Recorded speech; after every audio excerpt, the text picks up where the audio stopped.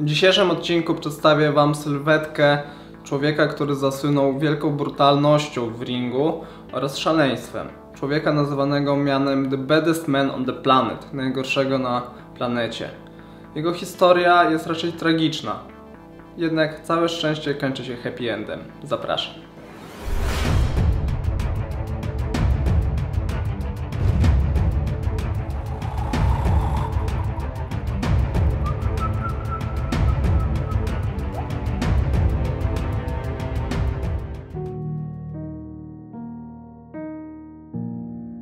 Michael Gerard Tyson urodził się 30 czerwca 1966 roku w Nowym Jorku na Brooklynie. Jest on idealnym przykładem na to, że większość czarnoskórych pięściarzy zaczynała w ciężkich warunkach. Mama Mike'a była prostytutką. Wychowywał się on w ciężkich warunkach. Jego nazwisko Tyson pochodziło od jej ówczesnego męża, który nie był jednak jego ojcem. Od najmłodszych lat Mike Tyson wpadał w tarapaty. Na początku jednak inne dzieciaki biły go i dokuczały mu, ponieważ miał gołębie serce. Hodował te piękne ptaki już od najmłodszych lat, o gołębiach oczywiście mowa. Z czasem jednak postawił się i okazało się, że umie mocno przyłożyć. Zaczął zadawać się z ludźmi spod ciemnej gwiazdy. Z ludźmi, którzy albo siedzieli, albo już nie żyli, kiedy Mike w wieku 20 lat zostawał mistrzem świata wszechwag. Za liczne rozboje, pobicia i kradzieże trafił do poprawczaka. Okazało się, że była to najlepsza rzecz, jaka mogła go wtedy spotkać. W poprawczaku Mike poznał niejakiego Boba Stewarda, który prowadził tam zajęcia z boksu. Trener szybko poznał się na młodym, gniewnym, czarnoskórym chłopcu i zadzwonił do swojego znajomego, który trenował niegdyś mistrzów świata, najmłodszego mistrza wszechwag Floyda Pattersona, Rockiego Graziano oraz Jose Torresa. Kaz D'Amato, bo o nim oczywiście mowa, niechętnie, ale zgodził się przyjść obejrzeć Mike'a. Kiedy tylko zobaczył go w ringu, wiedział, że stoi przed nim prawdopodobnie najwspanialszy mistrz wszechwag, jakiego świat do tej pory widział. I'm not a creator. What I do is discover and uncover. See, my job is to take the spark and fan it. When it starts to become a little flame, I feed it. And I feed the fire until it becomes a roaring blaze. And then when it becomes a roaring blaze, I pour huge logs on. And then you really got a fire going. Mike trafił pod skrzydła Kasa w Cattsville. Tam bardzo ciężko trenował pod okiem ówczesnego trenera Teddy'ego Atlasa. Cass poświęcał Mike'owi czas nie tylko jako zawodnik. Uczył go, jak żyć, starał się zaszczepić w nim gen zwycięzcy. Starał się również pokazać młodemu chłopcu, jak wygląda prawdziwe, normalne życie. Warto wspomnieć oczywiście również o tym, że Mike jako amator wygrywał walkę za walką, nokautując wszystkich swoich rywali. Nie udało mu się jednak dostać na olimpiadę. Warto tutaj jeszcze zaznaczyć, że doszło do przykrego incydentu pomiędzy Mike'iem a Teddym. Chodzi mianowicie o to, że Teddy Atlas, po tym jak usłyszał, że Mike próbował poderwać jego córkę, chciał się z nim rozmówić, ponieważ chciał uchronić swoją córkę przed Mike'iem, który już wtedy miał reputację niezłego kochasia. Mianowicie Teddy złapał Tysona i przystawił mu pistolet do głowy. Tyson jednak nie bał się Atlasa, ten więc strzelił mu koło głowy. D'Amato po tym jak usłyszał o całej tej sytuacji wyrzucił Teddy'ego na zbity pysk i zatrudnił nowego trenera, Kevina Rooneya.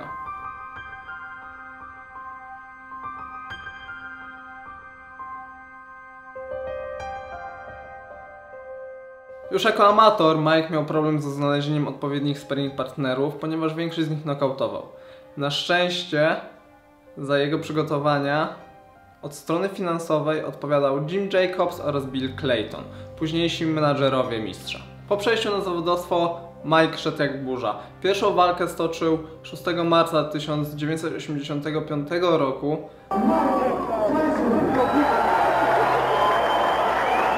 A już 22 listopada 1986 roku przystępował do walki o Mistrzostwo Świata z Trevorem Berbickiem.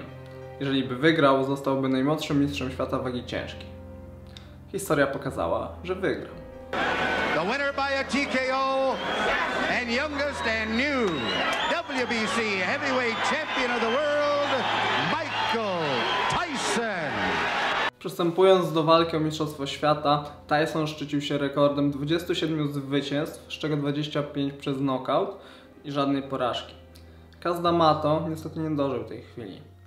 Jego śmierć wiele zmieniła w życiu Tysona. Sprawiła, że chłopak się pogubił. Walczył jednak dlatego, że uznał, iż Kaz by tego chciał. W końcu to był ich cel – mistrzostwo świata. Walka z Trevorem była dla Tysona prosta. Wygrał ją szybko. Przez knockout. I został najmłodszym mistrzem świata wagi ciężkiej w historii, bijąc tym samym rekord Floyda Pattersona sprzed 30 lat. Mike miał 20 lat i 4 miesiące, kiedy na jego biodrach zawisł pas mistrza świata wszechwag. Już 1 sierpnia 1987 roku Mike stanął przed szansą zostania niekwestionowanym mistrzem. Na jego drodze stanął Tony Tucker. Walka z nim nie była prosta. Mike wygrał ją jednak na punkty. I tak naprawdę wtedy rozpoczęła się era Tysona.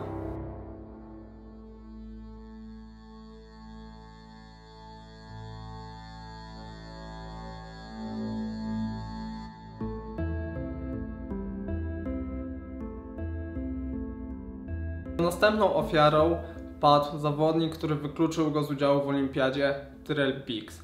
Walka miała sporo podtekstów, a zawodnicy szczerze ze sobą nie przepadali. Jednak Tyson nie był już tym samym nieopierzonym chłopcem, co podczas ich pierwszego spotkania. Tym razem był prawdziwą bestią, która pastwiła się nad swoim rywalem do 7. rundy. Yeah, and Ray, he did it for 1 round. That was it. But that was his fault, bro. He forgot. He just gave up. We just abandoned the tactics that would have been effective. Now, that's what I mean. As a matter of fact, and I don't mean to just blow smoke at you because you did it. Champion of the world, Mike Tyson! W kolejnej walce Mike zmierzył się z legendarnym, lecz podstarzałym już Larrym Holmesem. Przed walką obiecał on Aliemu, że pomści go za to, co Larry zrobił mu w ringu. Jak się później okazało, dla Larry'ego Holmesa była to jedyna w karierze porażka przed czasem. Początkiem poważnych problemów Mike'a Tysona okazała się być miłość. Zakochał się on w aktorce Robin Givens, która pod pretekstem tego, że jest w ciąży, zmusiła go do małżeństwa. Promotorzy Mike'a myśleli, że będzie to dobra wiadomość. Liczyli na to, że kiedy zakosztuje życia rodzinnego, nieco się uspokoi i będzie łatwiej nad nim zapanować. Byli w olbrzymim błędzie. Jak się okazało, Robin Givens wcale nie była w ciąży. Wtedy już można powiedzieć, że Robin Tyson. Ich małżeństwo szybko przerodziło się w piekło. Rozpadło się jednak bardziej z przyczyny i z powodu matki Robin, która mówiła Tysonowi nawet kiedy może spać ze swoją żoną. W 1990 roku doszło do jednej z największych sensacji w boksie zawodowym w historii. To wtedy Mike Tyson stanął naprzeciw Bustera Douglasa w ich pamiętnej walce w Japonii. Przed walką Mike praktycznie nie trenował. Ostatni tydzień albo i nawet dłużej praktycznie nie wychodził z pokoju hotelowego. Zamiast trenować, wolał uprawiać seks z miejscowymi pokojówkami, które bardzo często przyprowadzały mu swoje koleżanki. Nie dlatego, że był mistrzem świata, ani nie dlatego, że był tak wspaniałym kochankiem. Dawał im po prostu bajecznie drogie prezenty. Mike kochał zadowalać kobiety i to go zgubiło. W trakcie walki było widać, że Mike nie jest w formie. Męczył się mocno z przeciętnym rywalem. W końcu jednak udało mu się rzucić go na deski. Przed knockautem uratował go jednak niekompetentny sędzia, który zbyt wolno go liczył. W momencie, w którym powinno paść 10, tak naprawdę minęło już więcej czasu, Buster wstał i był w stanie kontynuować walkę. Wyczerpany Mike w końcu sam się wywrócił, bardziej z braku sił niż po ciosie. Nie miał już też siły wstać i nowym mistrzem świata został Buster Douglas, który nie był w stanie nawet raz obronić tytułu.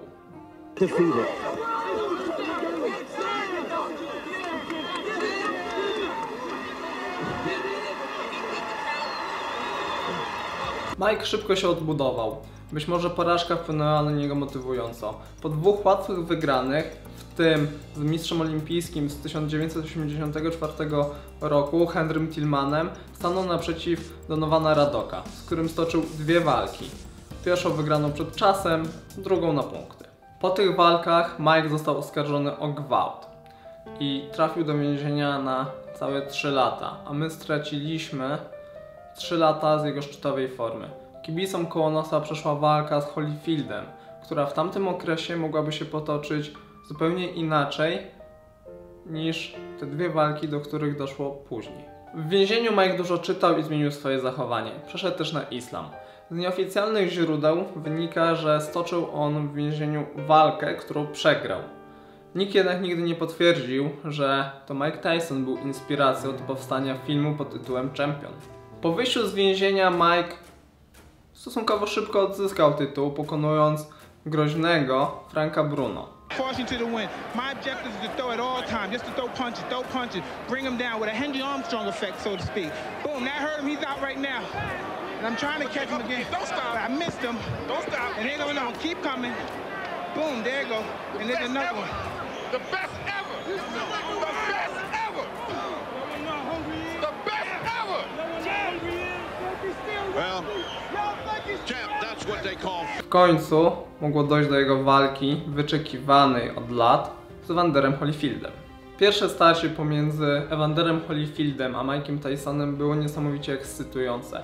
Kibice byli podekscytowani zarówno atmosferą, która panowała na hali, jak i tym, że Mike Tyson po raz kolejny stanie przed szansą, aby walczyć z bardzo groźnym zawodnikiem, który wcale nie był na straconej pozycji.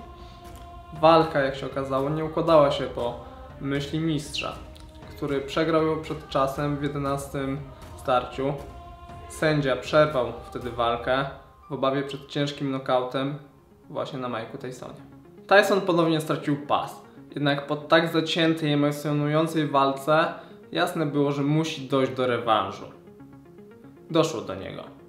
Tym razem jednak walka potoczyła się inaczej niż pierwsza.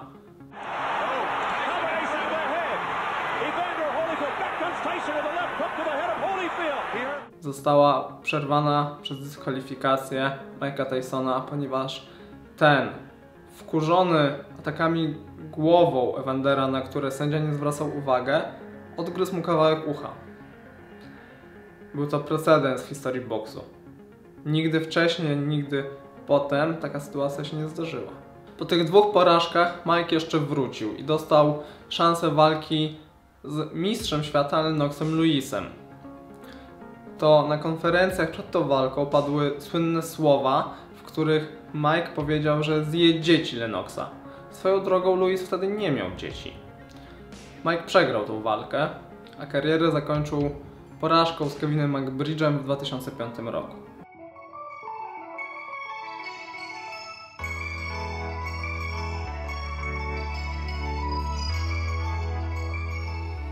Tak nastąpił koniec kariery jednego z najbardziej niebezpiecznych mistrzów wagi ciężkiej w historii boksu. Warto jeszcze wspomnieć o walce Tysona z Gołotą, o której opowiadałem przy okazji filmu o Andrew. Pomimo tego, że Gołota uciekł z ringu, walka została uznana za nieodbytą, ponieważ w organizmie Mike'a została wykryta marihuana.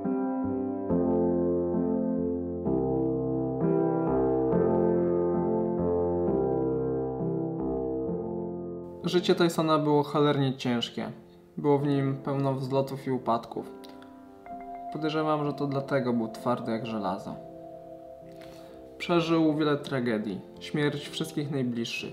Kasa, matki, Jima i swojej córki. Został skazany na więzienie za gwałt, którego nie popełnił.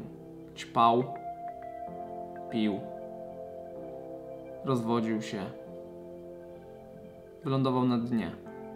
Za każdym razem jednak podnosił się. Historia Mike'a Tysona to historia bestii, która została oswojona. Teraz jest już jednak zupełnie innym człowiekiem. Stracił fortunę, jednak zarabia na życie jako aktor, jako mówca motywacyjny, jako pisarz. Sprzedaje swoją historię. I żyje mu się całkiem dobrze. Mike to bestia, która została oswojona. Człowiek, który z getta wszedł na szczyt. Ze szczytu trafił na dno, a z dna wyszedł na prosto. Jego historia jest inspiracją dla młodych pokoleń. Mam nadzieję, że będzie również inspiracją dla Was. Trzymajcie się. Cześć.